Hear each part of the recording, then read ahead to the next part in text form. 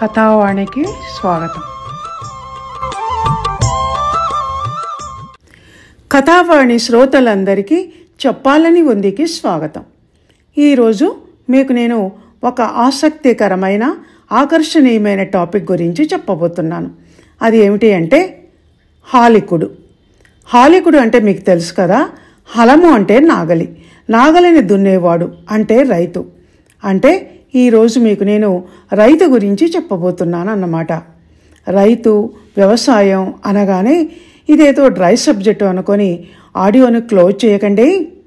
ఆగండి, మీరు ఆశ్చర్యపోయేటంత అందంగా ఈ ఆడియోని తయారు చేశాను. శ్రవణపేయమైన మంచి అర్థవంతమైన పద్యాలను మీరు వినబోతున్నారు. ఇందులో పద్యాలేంటో చెప్పబోయే ముందు మీకు ఓ విషయం నేను చెప్పాలి.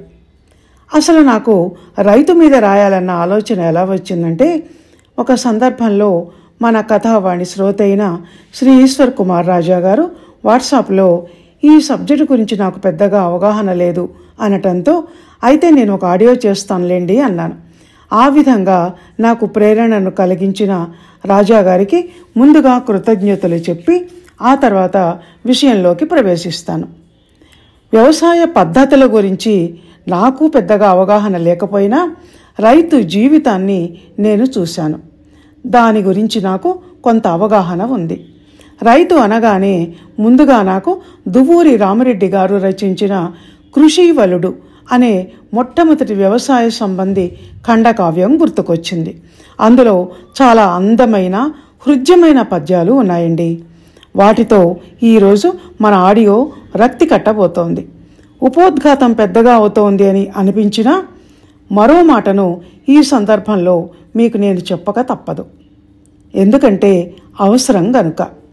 అది ఏమిటి అంటే, ఏ వ్యాసంలోనూ నేను కులమతాల ప్రసక్తి తేనండి. కానీ ఈ వ్యాసంలో కవి రామిరెడ్డి గారే చెప్పారు గనక ఆ పద్యాలను నేను చదివి వినిపిస్తున్నప్పుడు కుల ప్రస్తావన అక్కడక్కడ రాక తప్పదు. ఎందుకంటే వ్యవసాయ కుటుంబాలు రెడ్డి, కాపులలో ఎక్కువగా ఉంటాయి కనుక. రైతు కావటం, రైతు కుటుంబంలో పుట్టడం గర్వంగా భావిస్తూ ఈ ఆర్టికల్ని మీరంతా వినవలసిందిగా మనవి. మా నాన్నగారు కూడా ఉద్యోగంతో పాటు వ్యవసాయం కూడా చేసేవారు కనుక నేను రైతు బిడ్డనని గర్వంగా చెప్పుకుంటూ టాపిక్లోకి ఎంటర్ అయిపోతాను. మనిషికి ప్రాణాధారం ఒకటి జీవజలమైన నీళ్ళైతే మరొకటి అన్నం. కనుక ఈ రెండు అత్యంత అవసరమైనవి మనిషికి. ఏ బాధనైనా భరించవచ్చు, కానీ మనిషి ఆకలి బాధను భరించలేడు. అన్నం లేకుండా కొద్ది రోజులు మాత్రమే ప్రాణాలతో జీవించి ఉండగలడు. ఆ తర్వాత నిరసనము అనేది మనిషిని మృత్యువు బారిన పడేస్తుంది. అన్నం తినాలంటే బియ్యమో, గోధుమలో, జొన్నలో ఇలా ఏదో ఒక ధాన్యం కావాలి. వాటితో పాటు కూరలు వండుకోవటానికి కొన్ని దినుసులు కావాలి. ఇవి ఎక్కడి నుంచి వస్తాయి? భూమిలో నుంచి వస్తాయి. భూమిని దున్ని విత్తనం వేసి అవి మొలకెత్తాక వాటిని నీరు, ఎరువులతో పెంచి పోషించి పంట చేతికి వచ్చే వరకు వాటిని సురక్షితంగా కాపాడి చేను పండాక కోతలు కోసి కుప్పలేసి నూర్చి రాలిన గింజలను బస్తాలలో వేసి కుట్టి బండ్ల మీద ఇంటికి చేరుస్తారు.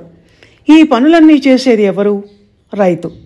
రాత్రనక పగలనక, ఎండనక వాననక పొలంలో మట్టిలో మోకాళ్ల లోతు బురదలో దిగి దుక్కి దున్ని విత్తనం నాటినప్పటి నుంచి పంట చేతికి వచ్చే వరకు సంవత్సరానికి 2 పంటలు పండిస్తూ కష్టించి చెమటోడ్చి కృషి చేసే కృషీవలుడు అంటే రైతు.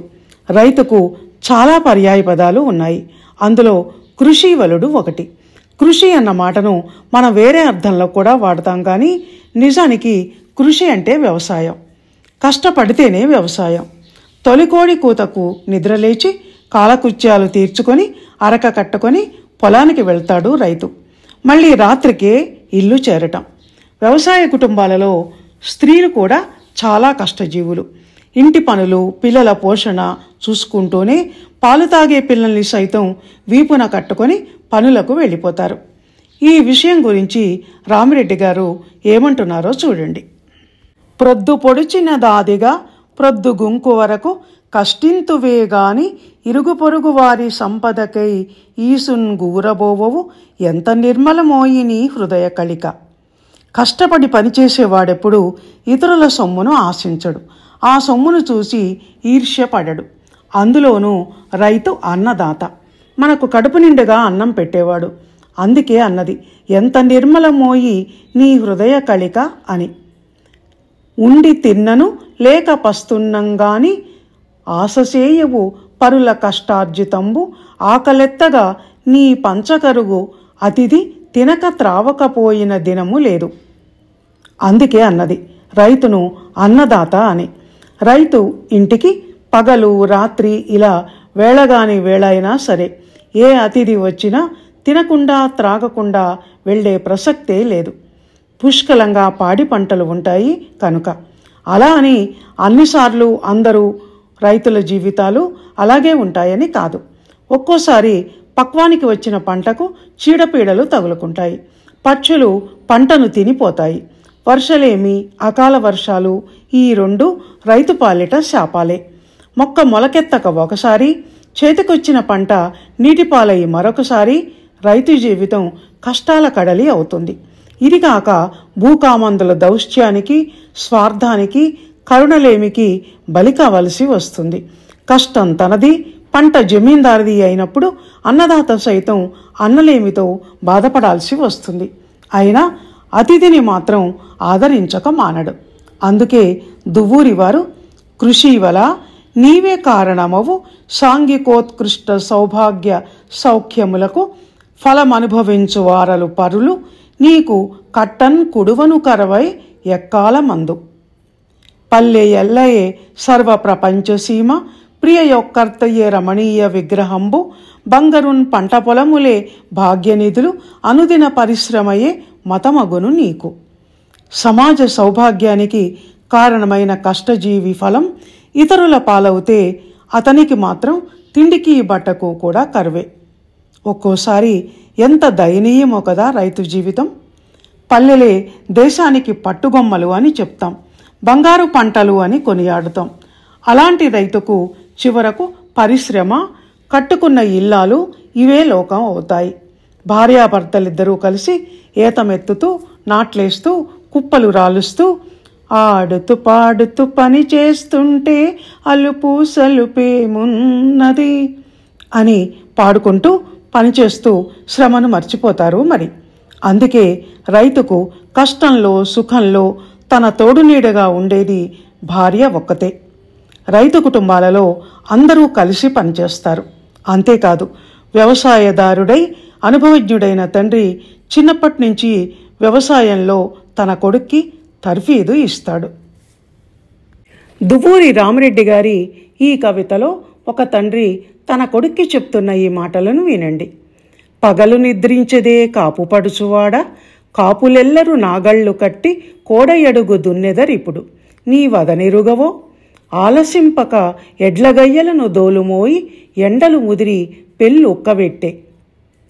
పగటి నిద్ర పనికి చేటు అంటారు.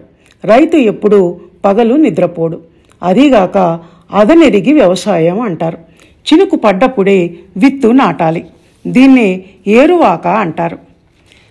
ఏరువాక సాగారో రన్నో చిన్నన్న, నీ కష్టమంతా తీరునురో రన్నో చిన్నన్న. నవధాన్యాలను గంపకెత్తుకొని చద్ది అన్నము మూటగట్టుకొని ముళ్ళు కర్రను చేతబట్టుకొని ఇల్లాలుని వెంటబెట్టుకొని ఏరువాక సాగారో రన్నో చిన్నన్న, నీ కష్టమంతా తీరునురో రన్నో చిన్నన్న అన్న పాట ఉంది కదా మనకి. అలాగే నీళ్లు అవసరమైనప్పుడే మడిని తడపటం, చీడ పట్టినప్పుడు వెంటనే మందులు పిచికారీ చేయటం, కోతకు రాగానే పంటను కొయ్యటం, ఇలా అన్ని పనులు అదునెరిగి చేయాలి. అదును దాటితే ఆ పని వల్ల ప్రయోజనం ఉండదు. అందుకే వ్యవసాయ జ్ఞాని అయిన రైతు ఎప్పుడూ అఖండమైన తెలివితేటలతో జాగరూకుడై ఉంటాడు. అదే చెప్తున్నాడు తండ్రి ఇక్కడ తన కొడుక్కి. శ్రమలు లేకయే ఫలములు దుముకంబోవు, కష్టపడుము కృషి వల కలుగు సుఖము. రారా శైరిక కనుగొమ్ము రమ్యమైన సస్యకేదార ఖండంబు అని కూడా అన్నాడు. సైరికం అంటే దుక్కిటెద్దు. దాన్ని తోలేవాడు గనక రైతుకు సైరికుడు అన్న పేరు వచ్చింది. ఓయి రెడ్డి యువక ఊరక ఇందందు తిరుగనేమి ఫలము తిండి చేటు తండ్రి కోతమడుల దగ్గర పనిచేయు అన్నమునకు నింటి కనుపమయ్యా. నువ్వు పొలానికి వెళ్ళి మీ నాన్నను అన్నానికి ఇంటికి పంపు అన్నాడు కవి ఇక్కడ తండ్రితో కొడుకుకు బాధ్యతను నేర్పిస్తూ. ఇక భార్య చేత కూతురికి వ్యవసాయ పనులు ఎలా నేర్పిస్తున్నాడో చూడండి. అతివ నా ఊరడింపుల యందే తవిలి చిన్న కూతురి నంపవు జొన్నమడికి పావురంబులు చిల్కలు పాలకంకి విరుచుకొని ఆకసంబున వెడలెన్ చూడు. మంచె ఎక్కి ఒడిసేల పట్టుకొని విసురు. విసిరేటప్పుడు జాగ్రత్త, బాటసార్లకు తగలకుండా చూసుకో అని కూడా చెప్పాడు. ఇంకా మానవత్వాన్ని ఎలా నేర్పిస్తున్నాడో చూడండి. ఆకలి బలదొడ్డు 2 కంకులిమ్ము రెడ్డి పడుచ బాట నడిచి నడిచి బడలే మేను. ఆకలితో ఉన్న బాటసార్లకు 2 కంకులివ్వు అని చెప్పాడు. అని ఇంకా చిన్నతనంలోని నీ మనసున చీడ పురుగును చేరనివ్వకు అని వ్యవసాయ సంబంధి పదాలతో ఇక్కడ ఎంత చక్కని పద్యం అల్లాడో కవి చూడండి. చిన్న ప్రాయమందే చీడ పురుగును తెచ్చి నీదు హృదయ కళిక నిలుపదగదు పచ్చ పైరు చేల బాంధవ్యమున చేసి పెరిగినావు ప్రకృతి బిడ్డవోలే. ఈ వ్యాసానికి ఈ మాటలు ఫలశ్రుతిలా కూడా ఉన్నాయి కదండి. రైతు ప్రకృతి బిడ్డ. స్వచ్ఛమైన పైరు పంటల మధ్య తిరిగి పెరిగిన వాళ్ల మనసులు నిర్మలం. అరుణ కిరణుడు తూర్పున అవతరింప ప్రాణిలోకంబు మాంజమున్బాసే ఇంకా ఇంట నుండుట మర్యాదయే కుమారా చలిది చిక్కంబు గట్టుము పొలముంజేరా అని చద్దన్నం మూటగట్టుకొని పొలానికి వెళ్ళమని కుమారుడికి చెప్తున్న తండ్రి ఇంకా ఏమన్నాడంటే, సోమరిపోతవై జనకు సూక్తుల అలక్ష్యము చేసి కొంటె పోరాములను పొద్దుపుచ్చకు నిరర్ధకమైన భూములనైన శ్యామల సస్యవంతముగా సల్పవలె కాపులు అన్నదాతలై. అది రైతు యొక్క లక్ష్యం. బీడు భూములను సైతం పంట చేలుగా మార్చటం. అలా ఒకప్పుడు పంట పొలాల పచ్చదనంతో విలసిల్లిన మన నేల తల్లి కాలవైపరీత్యంతో ఇప్పుడు వ్యవసాయం రైతులు లేక వెలాతెలా బోసిపోతోంది.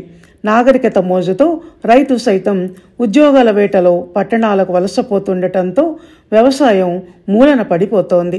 ఇక సిటీ చుట్టుపక్కల ఉన్న పంట చేలైతే రియల్ ఎస్టేట్ దందాలో వెంచర్స్లో చిక్కుకొని ఫ్లాట్స్గా రూపాంతరం చెందుతున్నాయి. కనుసూపు మేర ఎటు చూసినా వరిమడులతో విస్తరించి కళకళలాడిన నేల ఇప్పుడు నిలువుగా అపార్ట్మెంట్స్ పేర ఎదుగుతూ ఆకాశానికి నిచ్చెనలేస్తోంది, ఏదో ఒకరోజు బొక్కబోర్లా పడటానికి. దాంతో దుక్కి దున్నేవాడు, విత్తనాలు విసిరిసిరి చల్లేవాడు లేక పర్రలు పాసిన నేల వంక చూస్తూ అనమో రామచంద్ర అని అలమటిస్తున్నారు జనం. ఇది ముందు ముందు కూడా ఇలాగే కొనసాగితే రైతు రెంటికి చెడ్డ రేవడి అవుతాడు. కనుక పరిస్థితులు మారాలని, మళ్ళీ వెనకటి వ్యవసాయ దినాలు రావాలని కోరుకుందాం. కవి రామిరెడ్డి గారు, సైరిక నువ్వు భారతశ్మాతలాత్మ గౌరవ పవిత్రమూర్తివివి, సూరమణివి, దారుణీపతి పాలన దండమెప్పుడు నీ హలంబు కన్నను ప్రార్థనీయమగునే అని కృషివలని ప్రోత్సహించినట్టు మనం కూడా ఆ హాలికుణ్ణి ప్రోత్సహిద్దాం, మళ్ళీ హలాన్ని పట్టమని. రాజు పాలనా దండం కన్నా కూడా నీ హలం గొప్పది అన్న కవి గొంతుతో మనం కూడా గొంతు కలుపుదాం. ప్రభుత్వాలు సైతం రైతుకు సహాయ సహకారాలు అందిస్తూ అండగా ఉండాలని ఆశిద్దాం. కథావాణి శ్రోతలు, ఇదండి రైతు గురించిన కొన్ని ముఖ్యమైన పద్యాలను కోడ్ చేస్తూ నేను తయారు చేసిన ఆడియో. మీకు నచ్చిందనే అనుకుంటున్నాను. ఇంతవరకు ఆసక్తిగా విన్న మీ అందరికీ కృతజ్ఞతలు తెలియచేస్తూ జై కిసాన్ అని నినదిస్తూ ఇంకా ముగిస్తున్నాను. ధన్యవాదాలు.